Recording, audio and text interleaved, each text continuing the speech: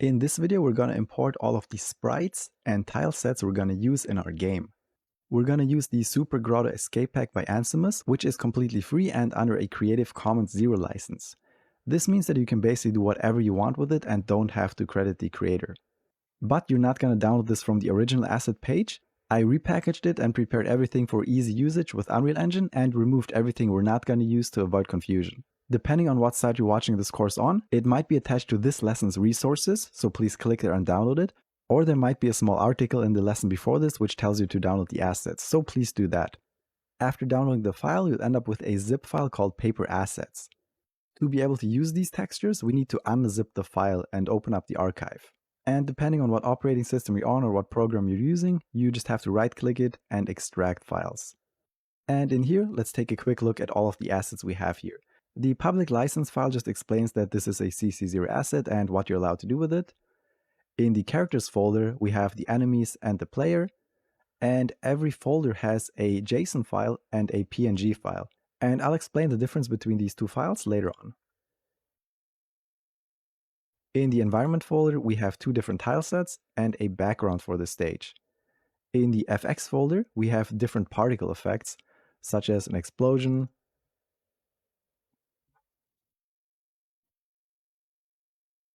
a fireball, our player projectiles, and many other things. And we're going to use all of this throughout the course. Back in Unreal Engine, open up the content drawer, and we now want to create a folder where we put all of our paper assets. And right in the content folder, right-click, create a new folder, and I always like to call this paper assets. And open this up. We first want to only import the player so we can go through everything step by step. So let's create another folder here called characters. And inside that, yet another folder called player. And open this up as well. First, I'm going to show you the regular way of importing sprite sheets without a JSON file. This process is a bit cumbersome and takes some time. However, more often than not, if you download sprite sheets from the internet, they're not going to have a JSON file. The JSON file is actually something I created myself using my pixel art software of choice, which is called Sprite. And this allows you to export much more information about the sprite other than just the sprite sheet. So the JSON will help you split up the animations into these different tags. So we can also generate all of these animations inside of Unreal Engine with the click of a single button. And this is the method I'm also going to show you after we go through the regular way of importing sprite sheets. So inside of the asset folder that you downloaded, go to characters, player, and again we have the JSON file and the PNG file, which is the sprite sheet. This time around we're just going to use the PNG file. And you can just click it and drag it into Unreal Engine. Like this. And inside of our player folder that we prepared, just let go of it. And it's going to import the texture here. For some people, I heard that they have problems with dragging and dropping. In that case, you can just use the import button here instead and just navigate to the file. That should work out for you. Now that we have the player texture in here, we can just double click it to check the texture settings. And the first thing you're going to notice is that if you zoom in with the mouse wheel, that all of this looks very blurry and it doesn't really look like pixel art. This is because the default texture settings use filtering and they are actually not great for pixel art. There is a very easy fix though, and we can just drag this over here. And in the content drawer, we can just right-click the texture and go to Sprite Actions and apply Paper 2D Texture Settings. And you can see that instantly it starts looking great. This command applies all of the ideal settings for pixel art. So in here, you can then see that, yeah, we're not using MIP maps. The texture group is set to 2D pixels, and we can also look for filter. And the filter is default from texture group, or nearest are the ones that look good. But if I select bilinear or trilinear, it actually looks very bad. So because we used apply paper 2D texture settings, default is also fine, but nearest also works. And you can just select either one of these at this stage. In the next step, we then have to extract the sprites from the texture, because the way the texture is right now, we actually cannot use it. To do this, we can just right-click, Sprite Actions, Extract Sprites, and this is going to open up the Extract Sprites window. In this window, you can just hold right-click which lets you move around and use the mouse wheel to zoom in and out.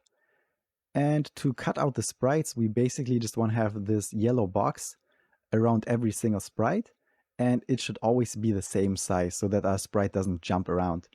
And currently we're using the sprite extract mode of auto, which is not very great. As you can see, this doesn't really work out because all of the boxes have different sizes.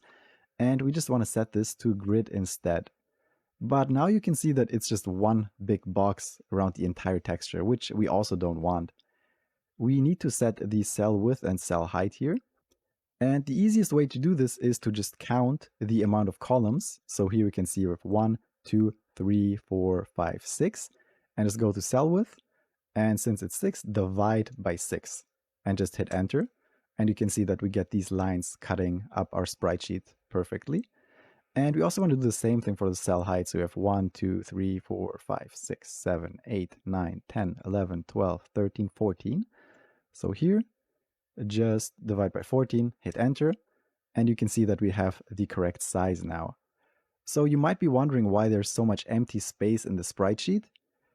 When I exported from Sprite, there are different settings, and I exported every animation in a different row. Why did I do that? Because this actually makes it easier to update sprites if you work with the JSON file, which we're going to use later. But using the regular method, it would have been better that I just pack everything together so we don't have all of these empty spaces. And there are a couple of more settings like number of cells, margin, spacing, but if the sprite sheet is set up correctly, you don't have to worry about them. And then just hit extract. And now in the content browser, you should see all of the different sprites that we have, and also all of the white space. So all of the white space, we can just delete these if we want to. But again, we're not gonna use this method in the end, so for now it doesn't really matter. But yeah, if you use this method, you could just select the white space, hold shift, and select the other one, and then just right click and delete. And you could then just do it for all of these, but again, we're not gonna keep on using this. But yeah, all of these are just single sprites now, they aren't animations yet. And the way we turn them into animations, let's just use this climb animation. We can select the first sprite, hold shift, select the last sprite, right click, and create flipbook. And then we can just call it FB underscore player climb. And if I hover here now, you should be able to see that the animation is actually playing. And in here, you can also stop and scrub along the timeline, and you can see how we go from one sprite to the next. And everything that a flipbook is, it is just a collection of sprites that play one after another and create the illusion of movement. And that is basically what all kinds of animation is. If we click on play again, you can see that we have the frames per second setting here. And in some cases, the asset creator might give you a frames per second setting, which they intended you to use these assets with. But more often than not, you just have to play around with the value and see what feels right. So if you set this to a high value, the animation is going to play very fast. If you set this to a low value, the animation is going to play very slowly. And usually you just put in some values and see if they feel about right. So I think for climbing, around 5 is a good value. And this is basically all we do inside of this flipbook. So we can now close this down. We can also close the texture. And yes, so this is the regular process. And we would then have to go through all of these other sprites, do the same thing here, like create a flipbook, and then go to the next one here, create a flipbook again, make sure that we select all of the correct sprites. And this works fine, but it is a somewhat time-consuming workflow.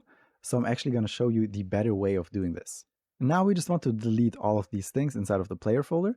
So we can just select one and press on Ctrl A to select all of them. And then just right click one of them and delete. And now in this window, it should show all of the assets. Just hit on delete and they're all gone now. And just to make sure that everything is gone, just save all. File, save all. And now I'm going to introduce you to the JSON method, which I think is so much better. But again, this depends on you actually having access to a JSON file or being able to use a sprite yourself and create one. Let's first import the character using this. Back in the assets you downloaded, again, we have the player JSON and the PNG for the player. You actually don't have to select both of them and drag them in. If you just drag the JSON in, it is connected to the player PNG and it understands that it also needs to import this one. You actually get an error if you try to drag both in. So just select the JSON and drag it into Unreal Engine inside of the player folder and let go. And you can see that we have something completely different now. we have the player sprite sheet asset. And in here, we can't really do anything, but it shows you that the texture is connected and all of these things, but we don't have to change anything here. We have the frames folder. This already cut out all of the different frames, the sprites that we extracted ourselves manually before. It did this all for us by itself. And we then have the textures folder, which again just has this one texture file that is the sprite sheet. And it already applied the paper 2D texture settings, because if we zoom in, you can see that it already looks crisp and it looks like pixel art. So it did all of the steps we did manually before, it did them all for us, just by importing this JSON file. So this is a huge time saver. But the best thing is what I'm about to show you now. We can just right-click the sprite sheet and create flipbooks. And this will then generate all of the different animations that I set in Sprite before and baked into the JSON file. And again, I can just hover over and you can see the animation. Well, some of these actually, quite a bunch of these are just single frame flipbooks, so they're not going to move. But this one, the run shoot, for example, is moving, the idle is moving. So a lot of them already have the animation in. But yeah, these single frame ones, we still need to create a flipbook for them for ease of use. But one thing the JSON sadly cannot do, at least as far as I know, is save a FPS setting. So we still have to do that manually. So again, we can just start with the player climb and go in here and set it to 7. And this is just the value that I came up with when I prototyped this. And we can save. And we then have to do the same thing for all of the others, which again is a bit cumbersome. So we could go into the player idle, again type in 7. And again, it looks fine. So I think 7 is the good baseline, but there are cases where some of the animations have a different FPS setting. But for now, let's just use 7 as the baseline. And there is actually a better way of doing this instead of going into every one of them one by one. We can just select the first one, hold Shift, select the last one, right-click any of them, go to Asset Actions, and there is Edit Selection and Property Matrix. And this is something we're going to use all the time when working with sprites, with flipbooks, and those kind of things. And this just lets us set properties on multiple assets at the same time. This is not exclusive to flipbooks. You could also do this for sound files, for any other type of file, but it is extremely convenient for paper assets. So in here, we just want to click one of them and then hit Control A to select all of them to make sure that everything applies to all of them. On the right side, we can then look for the frames per second. And here it says multiple values because not all of them have the same value set up. And we can just click in here and type in 7 and hit enter. And you can see it now shows the star, which means there's changes for all of these that are unsaved. And we can just hit on save to save all of them. And if we go back now, I can just open up any one of them, like maybe the wall slide. And you can see that it now has the FPS of 7. Again, this is a flipbook that only has a single frame, so for this one it doesn't really matter. But this proves that all of these now have the same FPS setting set up. And we might do some adjustments later, but this is a good baseline to start from. Now let's also import the assets for the enemies. So we can go back to Paper Assets, and we can just drag the entire enemy folder in here.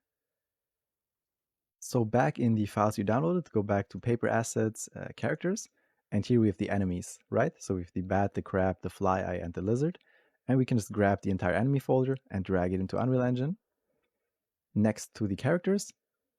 And you can see there's some errors, import errors showing up, but this is actually not an issue. Like I said before, we only want to drag in the JSON file because it is connected to the sprite sheet, but now we just dragged in the entire folder, so it also tried to import the sprite sheet, which caused an error, but the error doesn't really cause any issues. This was just a convenient way of getting all of the assets in here. Now in here, you can see that we have all of the different frames, we have all of the different textures, and all of the different sprite sheet asset files.